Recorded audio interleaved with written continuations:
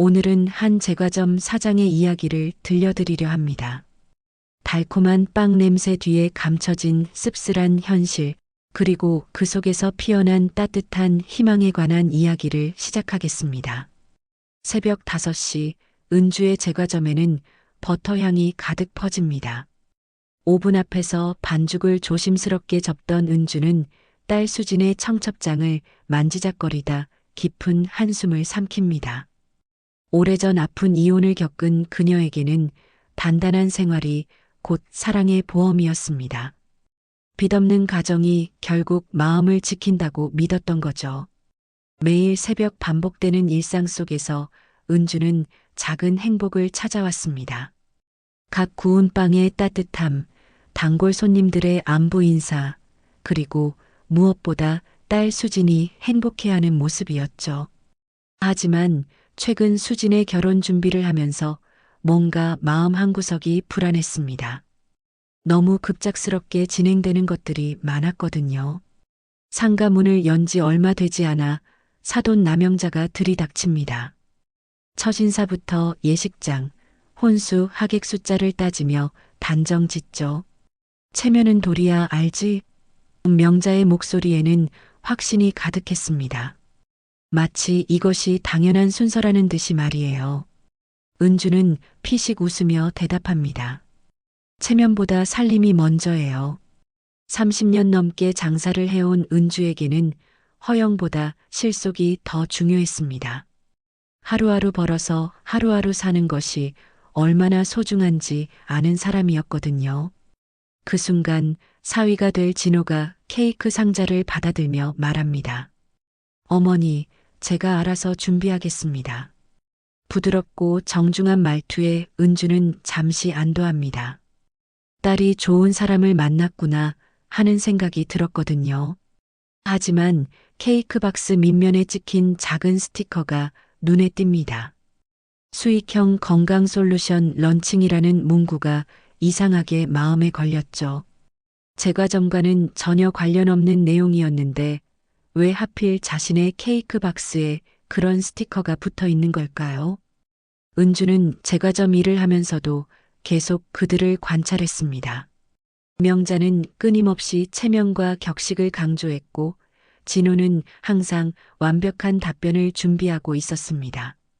너무 완벽해서 오히려 의심스러운 그런 준비들이었어요. 진호 씨는 평소에 어떤 일을 하세요? 은주가 자연스럽게 물어보니 진호는 잠시 망설이다 대답합니다. 여러 가지 사업을 조금씩 하고 있습니다. 요즘은 건강식품 쪽에 관심이 많아요. 뭔가 구체적이지 않은 대답이었지만 은주는 더 파고들지 않았습니다.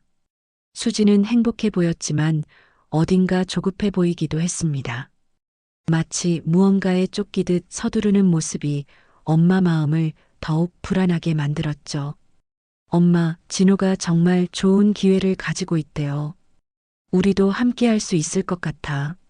딸의 말에는 기대감이 가득했지만 은주는 왠지 모를 불안감을 지울 수 없었습니다. 그날 저녁 은주는 혼자 가게를 정리하면서 생각했습니다. 정말 이 결혼이 딸에게 행복을 가져다 줄 수 있을까? 자신이 너무 의심이 많은 건 아닐까? 하지만 오랜 경험이 속삭였습니다. 급하게 치러지는 일들에는 반드시 숨겨진 이유가 있다고 말이에요. 명자와 진호가 돌아간 후 수진이 엄마에게 다가왔습니다. 엄마, 진호 어머니가 우리 가족에 대해 궁금해 하시는데 우리 집 사정을 어디까지 말해도 될까요? 은주는 딸의 질문에 잠시 당황했습니다. 왜 갑자기 집안 사정을 묻는 걸까요? 수지나 가족 간에는 서로 알아가는 게 당연하지만 재산이나 빚 같은 건 신중하게 이야기해야 해. 은주의 조심스러운 당부에 수지는 살짝 짜증을 냈습니다. 엄마는 왜 항상 그렇게 경계하세요? 이제 가족이 될 사람들인데. 그날 밤 은주는 오랫동안 잠들지 못했습니다. 정말 자신이 너무 의심이 많은 건 아닌지, 딸의 새 가족과 좋은 관계를 만들어 가려는 노력이 부족한 건 아닌지 고민했거든요. 하지만 30년 장사 경험이 말해주는 직감을 무시하기는 어려웠습니다. 첫 만남에서부터 느껴진 미묘한 기류가 계속 마음 한구석을 무겁게 짓누르고 있었거든요. 결혼 후 2달이 지났습니다. 어느 저녁 진호는 조심스럽게 프레젠테이션 자료를 펼쳐 보입니다.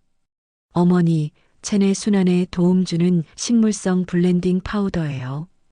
완전히 합법적이고 유통 파트너 수익 구조도 투명합니다. 진호의 설명은 매우 유창했습니다. 마치 수십 번 연습한 것처럼 자연스럽고 설득력 있게 들렸어요.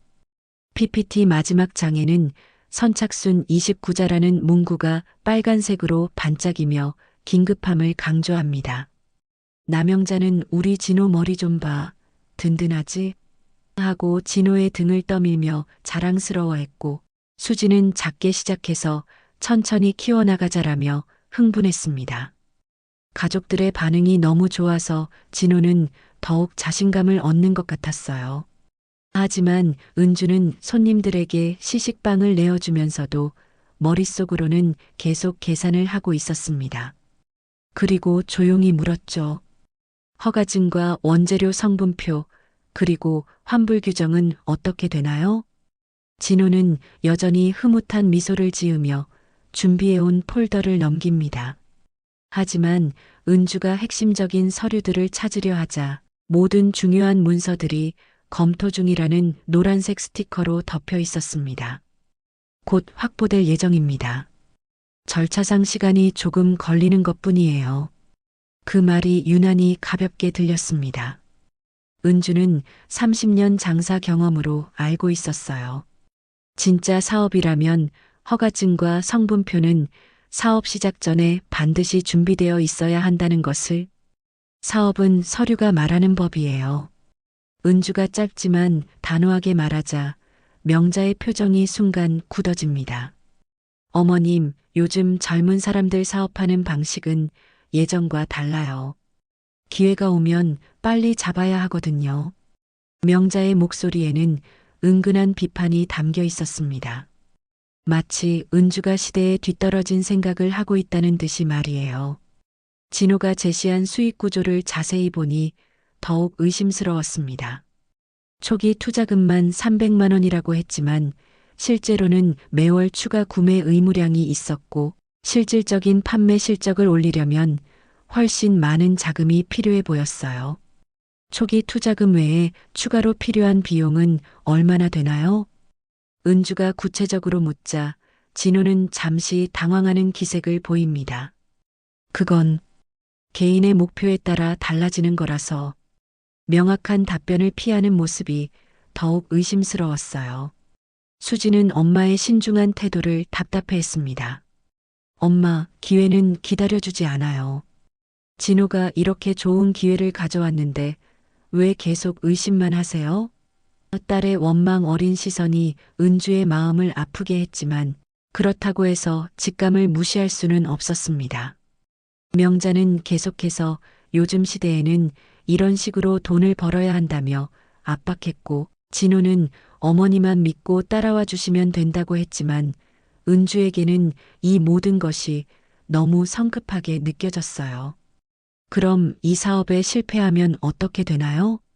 투자금 회수는 가능한가요? 은주의 현실적인 질문에 진호는 또다시 모호한 답변을 했습니다. 실패할 가능성은 거의 없어요. 워낙 검증된 시스템이거든요. 하지만 은주는 알고 있었습니다. 세상에 실패할 가능성이 없는 사업이란 존재하지 않는다는 것을. 오히려 그런 말을 하는 사업일수록 더 위험하다는 것을 말이에요. 그날 밤 은주는 혼자 앉아 진호가 남겨둔 자료들을 다시 살펴봤습니다. 화려한 그래프와 성공 사례들이 가득했지만 정작 중요한 법적 근거나 구체적인 사업 계획은 찾아볼 수 없었어요. 수진이 다가와 말했습니다. 엄마, 진호가 정말 실망했어요. 가족이 되었는데 이렇게 의심받는다고.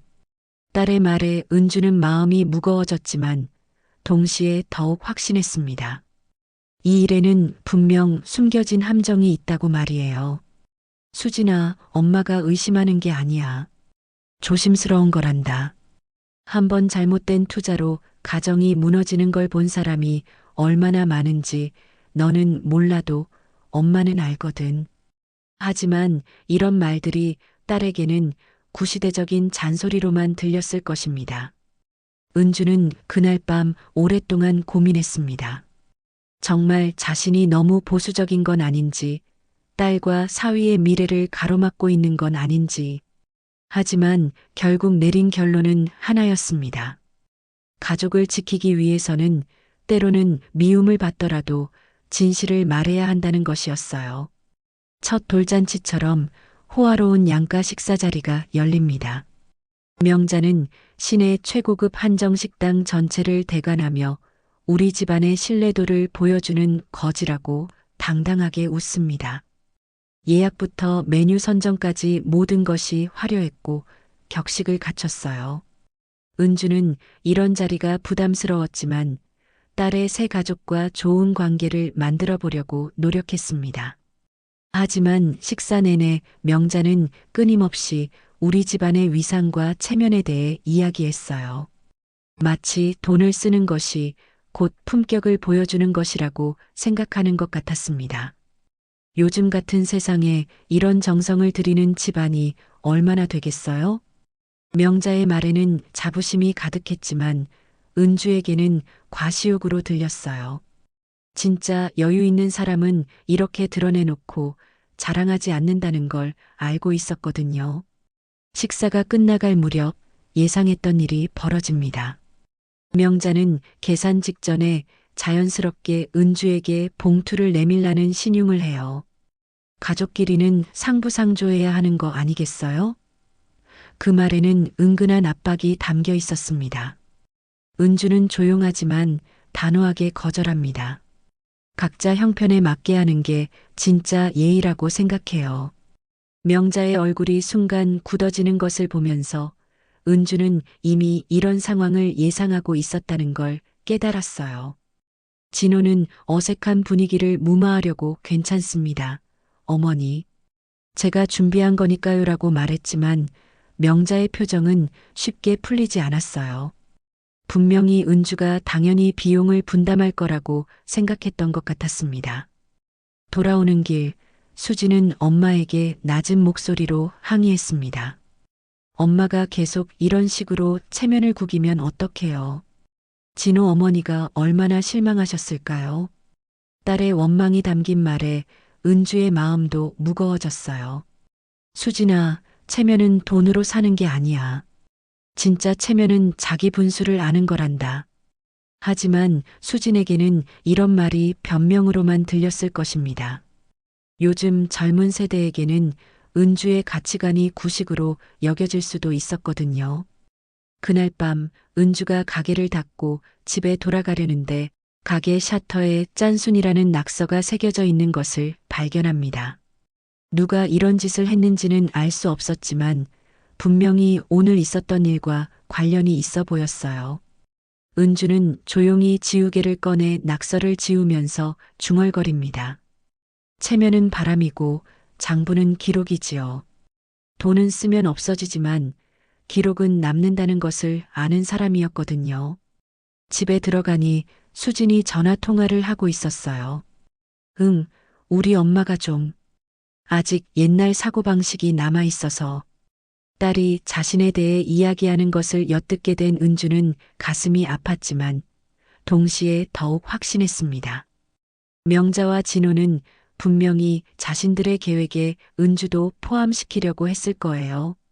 하지만 은주가 예상과 다르게 행동하자 당황한 것 같았습니다. 이런 반응 자체가 그들에게 어떤 계획이 있다는 증거였어요. 다음 날 명자에게서 전화가 왔습니다. 어머님, 어제는 제가 너무 성급했나 봐요. 가족끼리는 서로 이해하고 배려해야 하는 거잖아요. 사과하는 듯한 말투였지만 은주는 그 속에 담긴 다른 의도를 읽을 수 있었어요. 명자 씨, 저도 어제 좀 딱딱하게 굴었나 보네요. 하지만 제 원칙은 바뀌지 않을 거예요. 은주의 대답은 정중했지만 단호했습니다. 앞으로도 자신의 기준을 굽히지 않겠다는 의미였어요. 그날 저녁 진호가 혼자 가게에 찾아왔습니다. 어머니, 저희가 너무 성급했던 것 같아요. 천천히 가족이 되어가면 되는 거죠. 하지만 그의 눈빛에는 여전히 무언가 계획하고 있는 듯한 기색이 있었어요. 은주는 진호와 이야기하면서 더욱 확신했습니다. 이 사람들은 자신을 단순히 딸의 어머니로만 보는 게 아니라 뭔가 이용할 수 있는 존재로 보고 있다는 것을. 그리고 그 이용이 무엇인지는 시간이 지나면 분명해질 거라는 것도 말이에요. 진호 씨, 가족이 되는 건 시간과 신뢰가 필요한 일이에요. 급하게 서두를 필요는 없어요. 은주의 말에 진호는 고개를 끄덕였지만 그의 표정에는 실망감이 역력했습니다. 분명히 다른 계획을 세우고 있을 거예요. 그날 밤 은주는 일기장에 적었습니다. 오늘 하루도 내 직감이 맞았다. 이 사람들에게는 분명 다른 목적이 있다. 수진이를 위해서라도 끝까지 지켜봐야겠다.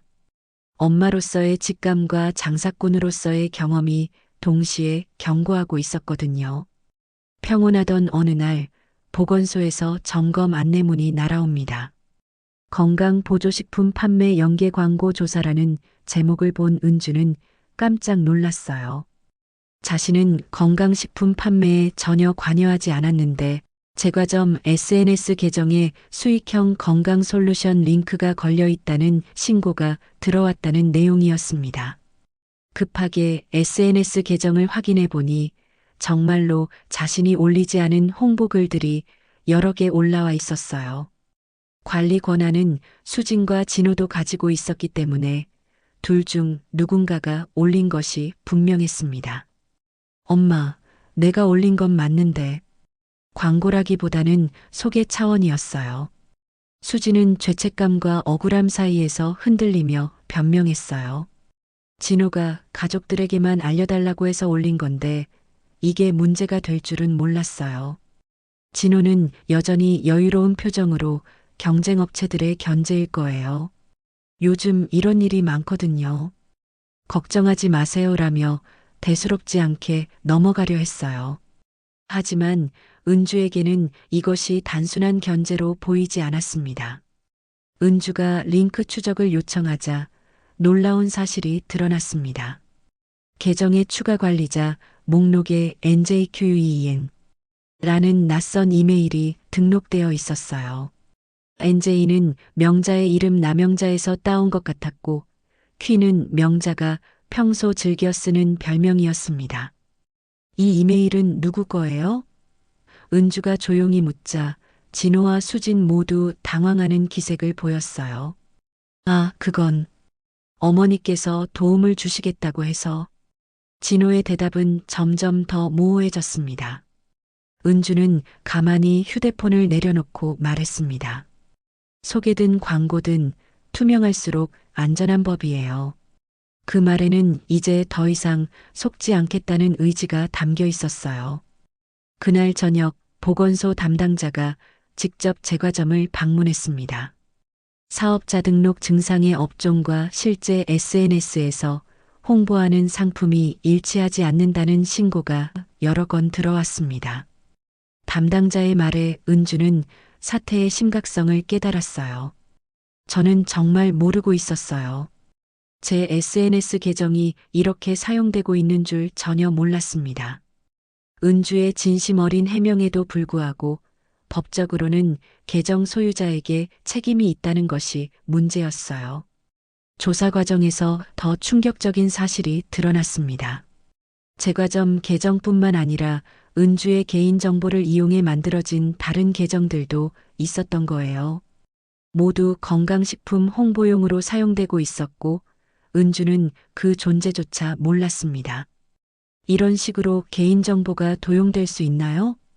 은주가 담당자에게 묻자 가족이나 가까운 사람이 정보를 이용하는 경우가 많습니다라는 대답이 돌아왔어요.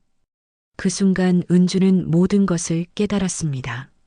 수진이 결혼 준비 과정에서 은주의 신분증이나 통장 사본 등을 여러 번 요청했던 것이 떠올랐어요.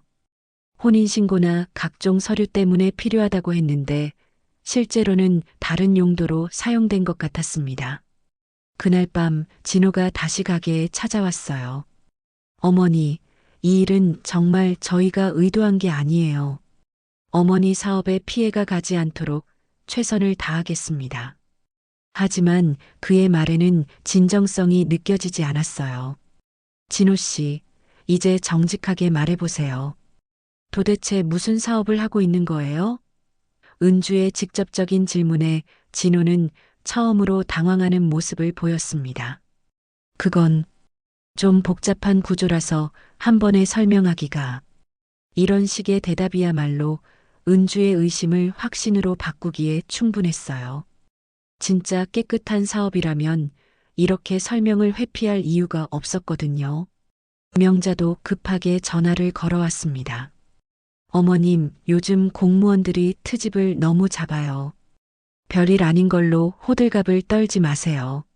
하지만 은주에게는 이것이 별일이 아니었어요. 자신의 이름으로 된 사업자 등록증과 평생 쌓아온 신용이 위험에 처한 상황이었거든요. 그날 밤 은주는 혼자 앉아 모든 상황을 정리해 봤습니다. 진호와 명자가 자신의 정보를 이용해 불법적인 일을 저지르고 있다는 것이 거의 확실해 보였어요. 그리고 수지는 그 사실을 알면서도 침묵하고 있거나 아니면 정말 모르고 이용당하고 있는 것 같았습니다. 이제 더 이상 가만히 있을 수는 없겠구나. 은주는 마음을 굳게 먹었어요. 딸의 행복도 중요하지만 가족 전체가 무너질 위기에서는 누군가는 단호하게 행동해야 했거든요. 며칠 후 수진이 불안감에 못 이겨 성급한 제안을 합니다. 엄마, 혹시 급전이 필요하면 우리 집 전세금을 조금만 담보로 쓰면 어떨까요? 일시적으로만요. 수진의 목소리에는 절박함이 배어 있었어요. 은주는 단호히 고개를 저었습니다. 집은 우리의 마지막 방패야, 수진아. 그건 절대 건드리면 안 돼. 하지만 수진은 계속 설득하려 했어요. 엄마, 요즘 시대에는 자산을 활용하는 게 당연한 거야. 그냥 묵혀두는 건 손해라고. 하지만 며칠 뒤 믿을 수 없는 일이 벌어졌습니다.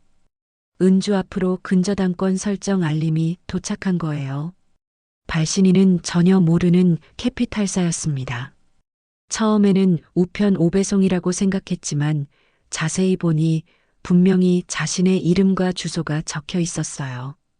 급하게 등기소에 가서 전세권 등기부 등본을 떼어보니 더욱 충격적인 사실이 드러났습니다.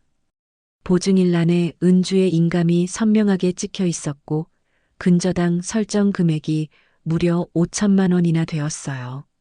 은주는 급하게 집으로 돌아가 도장함을 확인했습니다. 인감은 그대로 집에 있었어요. 그럼 이 도장은 누가 언제 사용한 거지? 머릿속이 복잡해졌습니다. 인감 위조는 중대한 범죄 행위였거든요.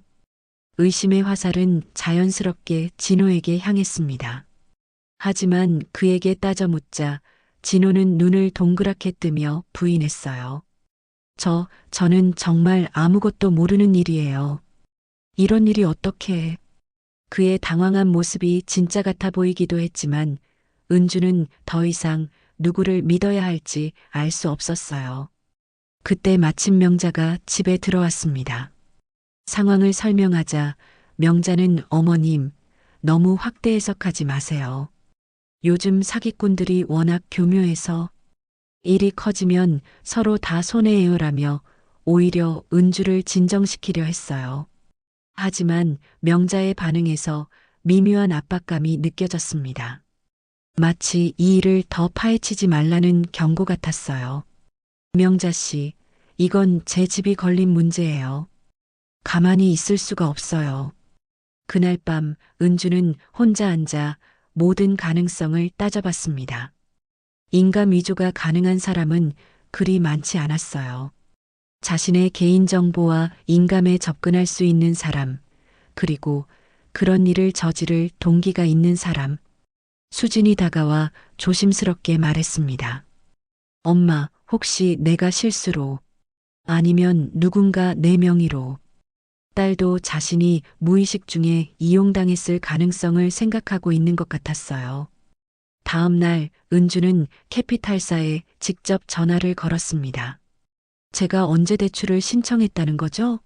저는 그런 적이 없는데요. 하지만 상대방은 정식 절차를 거쳐 접수된 건이라서 자세한 내용은 직접 방문하셔야 한다는 답변만 했어요. 캐피탈사를 방문해서 서류를 확인해 보니 신청서에는 분명히 은주의 필체와 비슷한 서명이 있었고 첨부된 신분장 사본과 인감증명서도 진짜였어요. 하지만 은주는 그 어떤 서류에도 서명한 적이 없었습니다. 이 서류들은 언제, 누가 제출한 건가요? 은주가 물어보니 담당자는 한 달 전에 대리인이 제출했다고 답했어요. 대리인이요? 누구죠?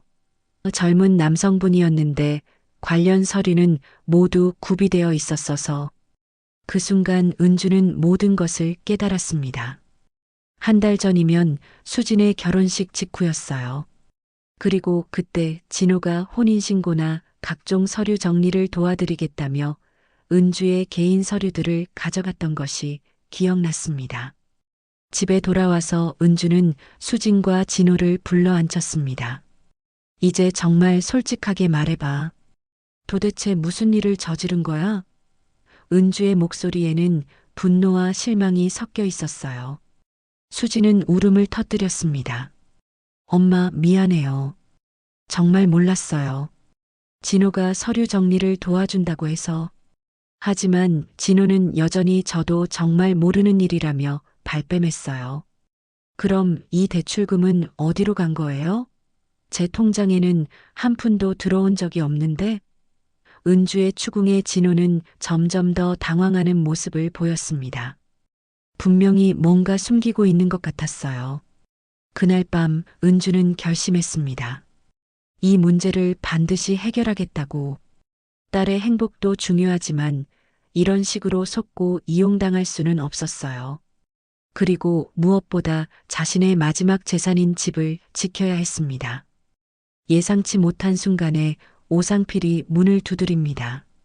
은주의 전 남편이었던 그는 딸 일이라면 나도 빠질 수 없지라며 조심스럽게 말을 꺼냈어요. 젊은 시절 무책임했던 그가 이제는 공사 현장 안전감독으로 일하며 늦깎이 성실함을 배워가고 있다고 했습니다. 상필 씨가 여기 왜? 은주는 당황했지만 상필은 이미 상황을 어느 정도 파악하고 있는 것 같았어요.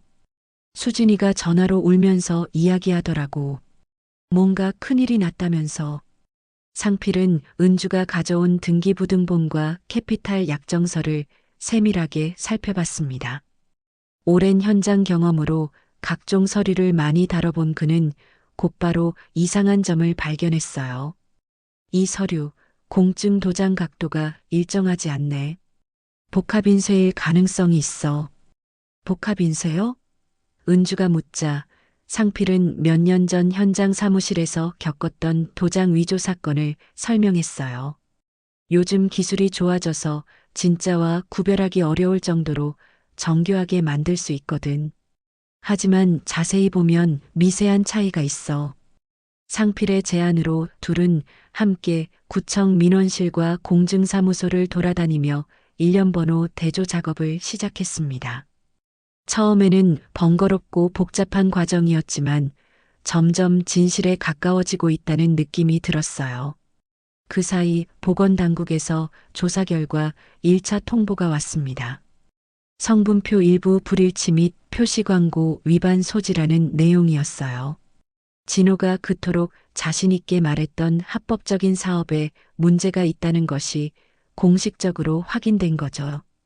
진호는 여전히 곧 개선하겠다며 대수롭지 않게 넘어가려 했지만 명자는 오히려 더 공격적으로 나왔어요. 이럴수록 밀어붙여야 해요. 여기서 물러서면 다 망하는 거예요.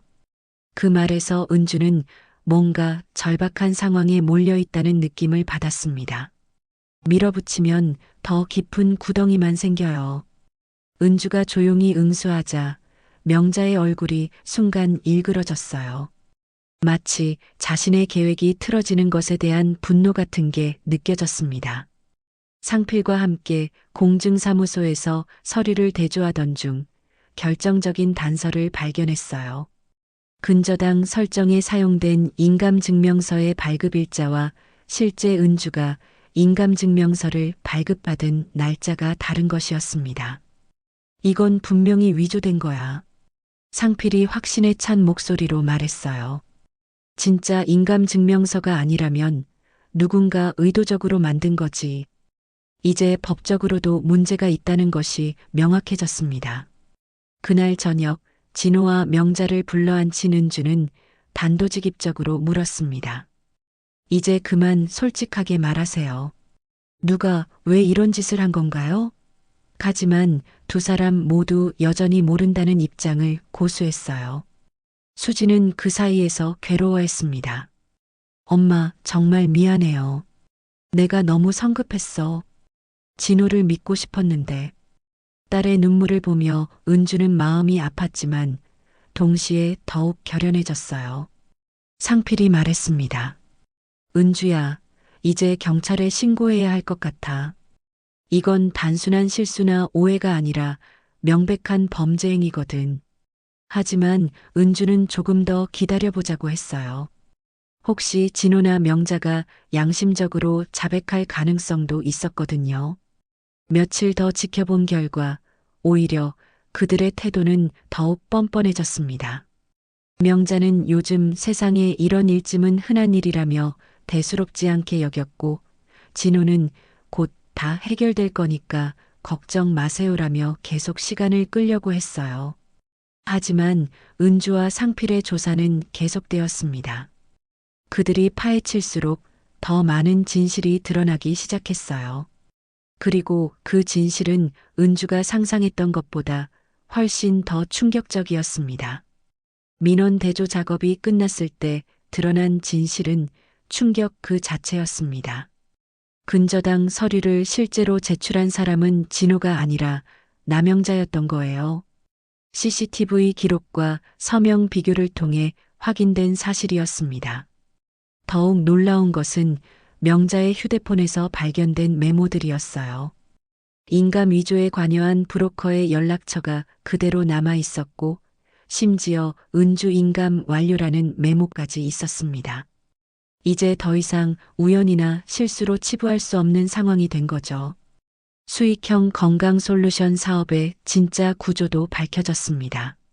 원가표를 자세히 분석해 보니 명자의 개인 계좌로 흘러간 홍보 리베이트가 상당한 금액에 달했어요. 그녀는 단순한 공모자가 아니라 이 모든 계획의 주도자였던 것입니다.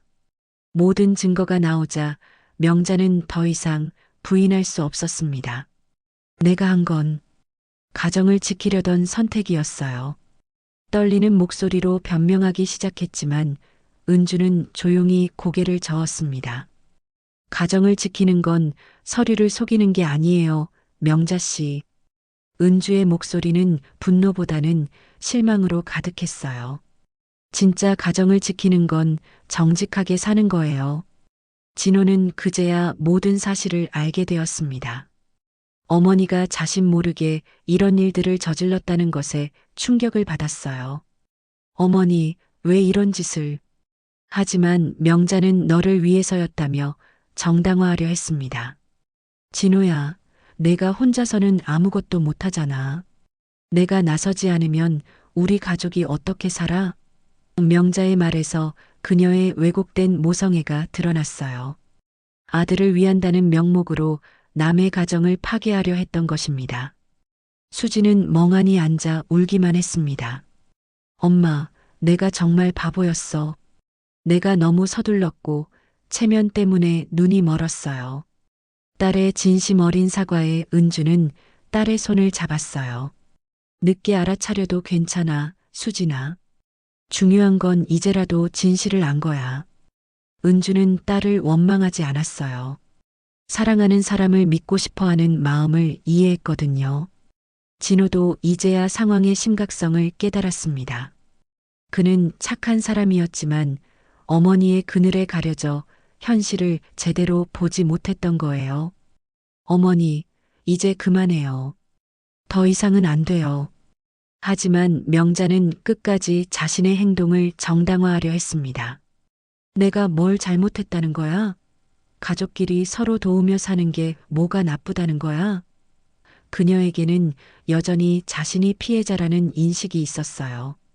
상필이 조용히 말했습니다. 명자 씨, 도움과 사기는 다른 거예요. 상대방이 모르게 하는 건 도움이 아니라 범죄죠. 그의 말에 명자는 할 말을 잃었어요.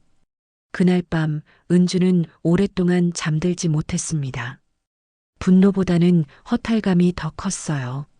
사람을 믿는다는 것이 얼마나 어려운 일인지 다시 한번 깨달았거든요. 진호가 혼자 가게에 찾아왔습니다.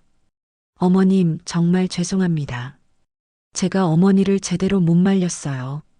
그의 사과는 진심으로 보였지만 이미 벌어진 일을 되돌릴 수는 없었어요. 진호 씨, 사과보다는 이제부터 어떻게 할 건지가 중요해요. 은주의 말에 진호는 고개를 끄덕였습니다. 네, 모든 피해를 보상하고 정리하겠습니다. 수지는 친정에서 지내며 마음을 정리하기로 했어요. 엄마, 나도 이제부터 제대로 살고 싶어요. 체면이나 허영에 속지 말고. 딸의 각성이 은주에게는 그나마 위안이 되었습니다. 수사기관의 조사가 본격적으로 시작되면서 모든 것이 물 흐르듯 정리되기 시작했습니다.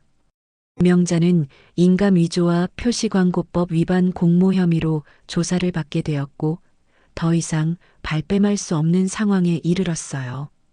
진호는 피해 환불 계획에 적극적으로 동의했습니다. 어머니의 잘못으로 시작된 일이지만 자신도 책임을 져야 한다는 것을 인정했어요. 이제부터는 정말 정직하게 살겠습니다. 숫자부터 제대로 배우겠습니다. 은주와 상필은 증거 보존과 피해자 연락에 적극 협조했습니다. 다른 피해자들도 여러 명 있다는 것이 밝혀졌거든요. 모두 명자와 비슷한 방법으로 속아 넘어간 사람들이었어요. 캐피탈사의 근저당권은 서류 위조에 의한 것임이 확인되어 무효 처리되었습니다. 은주의 집은 다시 안전해졌고 제과점 SNS 계정도 정리되어 공지와 사과문을 게시했어요.